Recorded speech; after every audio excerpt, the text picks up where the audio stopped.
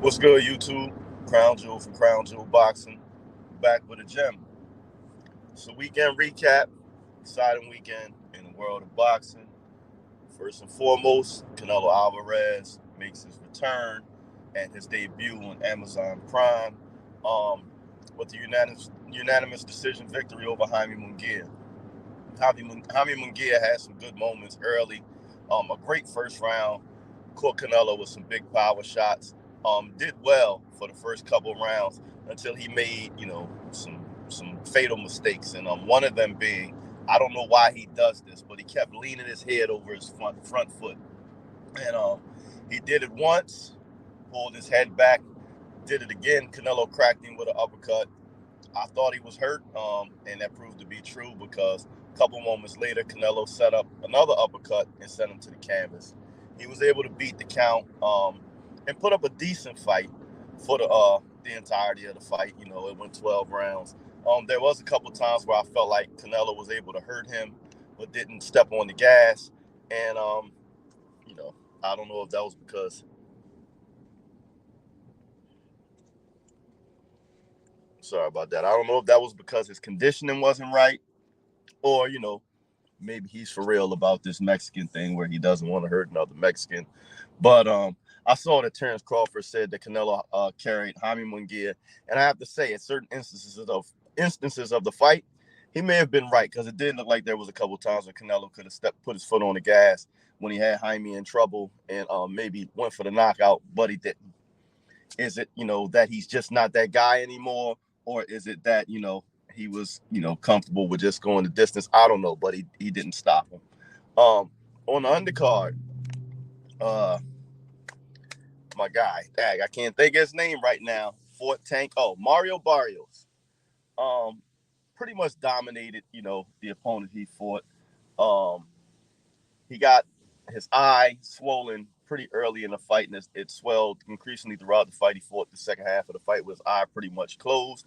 So after the fight, you know, their faces weren't indicative of what was actually happening because the kid Maidana, was only able to land one big power shot here and there, and he was basically dominated by Mario Barrios. Actually, was sent down early in the fight, but at the end of the fight, like I said, Mario Barrios had one eye closed. Actually, admitted that he couldn't see for most of the fight, but was still able to handle business. And like I said, and dominate Maidana. Um, we all anticipate Terrence Crawford vacating those titles as he's about to fight for the 154-pound title.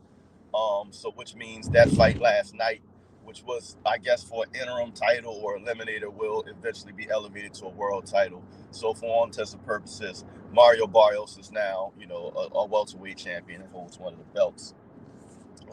Take it for what it is. You know what I'm saying? Um, Beyond that, Tank Davis, Frank Martin presser. I did post a little bit about this last night, but I saw interviews after the presser while they were still on the scene where Ellie Seckback on, and shout out to Ellie Seckback on ES News, he was asking Tank questions as they were leaving, I guess, the arena, trying to go make it to T-Mobile Arena, leaving MGM to make it to T-Mobile Arena for the fights. And he's asking Tank about potential opponents and what he would do to him. And Tank pretty much disrespected everybody he asked when it came to like Devin Haney, Shakur Stevenson, Frank. He basically said he was, gonna whoop all of their asses. And then he tried to get Tank to diss Floyd, and Tank didn't go for the bait. He almost answered it. He asked what would happen if him versus Floyd at 135, and then he said, "Listen, I'm not gonna shit on Floyd." You know what I mean? And then he went into detail. He said, "Listen, he's a lot taller than me. He has longer arms than me. You got to consider those things." And what this lends itself to, do I believe, he doesn't believe he could beat Floyd? No, every fighter believes they can beat everybody. But what that was to me was the exact same moment, just two different players, of when Mike Tyson and Muhammad Ali were on the Arsenio Hall show. And Mike Tyson was asked, who would win between him and Ali. And he gave it up to Ali. And like I said, I think that's what it was. I told y'all the beef between Tank and Floyd is not real. He still has a tremendous amount of respect for Floyd. And he showed it in that instance where he was given an opportunity to really disrespect Floyd. And he didn't go for the bait. He said, "Nah, I'm not going to shit with Floyd." You know what I mean? And he disrespected everybody else, but he did not disrespect Floyd. So I thought that was pretty telling. Again, I will say this man, like I said, I've always been a huge fan of him inside the ring. He's showing a whole lot more maturity outside of the ring. And I also, he's been catching a lot of flack for defending Ryan Garcia or, standing by Ryan Garcia. And in some of those interviews yesterday, he shed some light and he had some interesting points. So it doesn't look like he's just blindly saying, I don't care if Ryan cheated, I hate Devin. That's not what I heard from him. He actually believes that there can be a chance that, that these alleged allegations against Ryan may not be valid, or there's some shaky things going on behind the scenes. Also, to those saying he just hate Devin so much that he's okay with Ryan cheating, I point to his Twitter where the day after the fight, he actually made a tweet and said, listen, half the people going at Devin aren't doing as well as him. And, said that he didn't dislike Devin, and half the time he goes at him, it's not even about Devin, it's about his dad. So he actually came out and said he doesn't really have a disdain or a dislike for Devin. He just be responding to the things that Bill says. So, I think he really believes that he really believes that Ryan is a victim of his success in that fight, and they're trying to find a way to tear his victory down. Do I agree? I'm not so sure. But what I will say is I think he really believes it, and he actually gave talking points to support the fact that he believes that Ryan is being persecuted wrongly for upsetting the juice card. You can't get mad at him for that. That's his opinion. And to be honest, none of us know exactly what's going on yet. The investigations are ongoing. So we should probably, even myself, hold off on judgment until, the facts come out. But, we can't get mad at Tank because, like I said, he made valid points. If the test takes 72 hours, why didn't the result come out till 11 days after the fight? If the test takes 72 hours, why did they wait till the week of the Canelo fight to announce it, or say that they had adverse findings?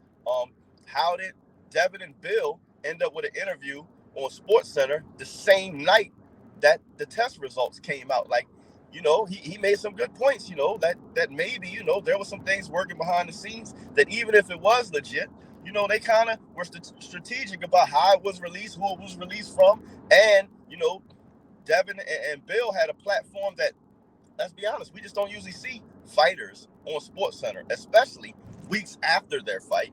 When they're not promoting another fight and they're the loser of the fight. So again, I'll say the same thing I said about Ryan, I'll say in this instance.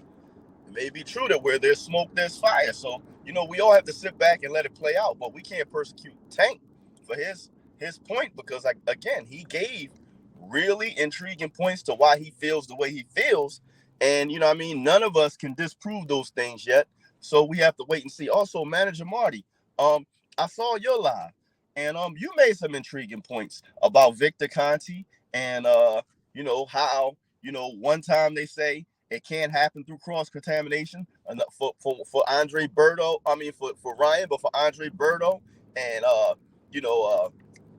his other and Barry Bonds, he argued that it could have been cross contamination. So it seems that the owner of Snack, who Devin is signed to, seems to flip his professional opinion depending on which side it lands on, whether it's some friendly fire for him or the enemy. Depends on the answer you're going to get. So Marty, great video earlier. Manager Marty, y'all should check him out. I think he's YouTube's premier boxing investigative reporter right now, and he does a very good job on fact checking a lot of things going on with the steroid industry, Snack and Victor Conti. So there's a lot out there like that.